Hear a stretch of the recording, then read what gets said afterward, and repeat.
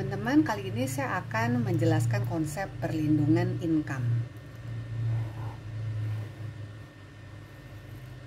Kalau kita lihat, ketika kita belum memiliki income sendiri, maka kita masuk dalam kategori yang paling bawah, yaitu masih tergantung orang lain untuk memenuhi kebutuhan hidup kita. Mungkin tergantung orang tua, katakan.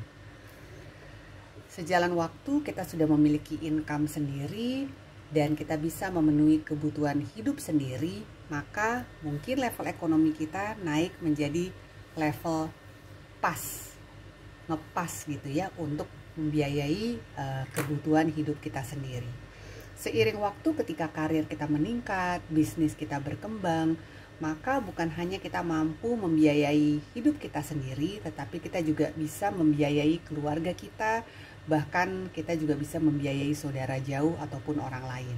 Maka kita akan naik ke level ekonomi berikutnya yang disebut berlebih. Dan seiring waktu lagi, ketika karir kita semakin baik dan bisnis kita juga semakin berkembang, maka kita akan naik level ke level kaya. Artinya kalau awalnya saya gambarkan ibarat batu yang tadinya berada di bawah, dan ini kita sedang mendorong batu itu, dan seiring waktu maka tentu batunya akan bergerak ke atas, katakan menjadi berada di sini. Kalau teman-teman lihat, sebenarnya apa yang berperan yang dapat menentukan keberadaan batu tersebut? Tentu adalah keberadaan kita sebagai man at work. Namun, apa yang akan terjadi teman-teman ketika in case terjadi apa-apa sama si man at work? Yang terjadi tentu batu ini akan gelinding ke bawah.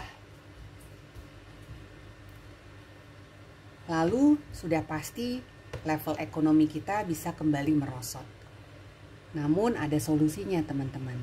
Kita bisa membangun satu katrol di sini yang akan menahan batu tersebut in case terjadi apa-apa sama kita. Katrol ini saya sebut sebagai money at work. Dimana ketika kita memiliki sebuah tabungan dan in case terjadi apa-apa sama kita, maka uang inilah yang akan bekerja dan yang akan menyokong kebutuhan hidup kita. Berapa besar money at work yang dibutuhkan? Besarnya minimal sebesar biaya hidup dikalikan 7. Dalam hal ini 7 tahun.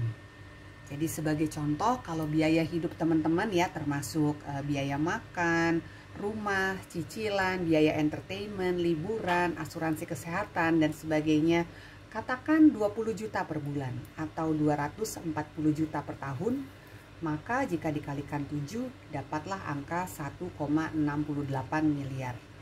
Artinya jika teman-teman memiliki tabungan sebesar 1,68 miliar dan in case terjadi apa-apa sama teman-teman, maka tabungan ini akan mampu menyokong biaya hidup teman-teman paling tidak sampai 5 atau 7 tahun ke depan. Karena berdasarkan riset di lapangan, ketika seseorang mengalami sakit yang serius atau penyakit kritis, maka dibutuhkan waktu sekitar 5 tahun untuk proses penyembuhannya sampai orang itu dapat kembali bekerja dengan normal. Pertanyaannya, apakah teman-teman sudah memiliki cash sebesar 1,68 miliar? Tentunya akan sulit untuk kita memiliki dana nganggur sebesar ini. Benar nggak teman-teman? Ada satu cara bagaimana supaya kita memiliki cash sebesar 1,68 miliar yang standby untuk kita in case terjadi apa-apa sama kita. Bagaimana caranya? Teman-teman bisa hubungi saya lebih lanjut untuk mengetahui bagaimana cara kita memiliki standby cash sebesar 1,68 miliar hanya dengan menyisihkan uang kecil saja. Terima kasih.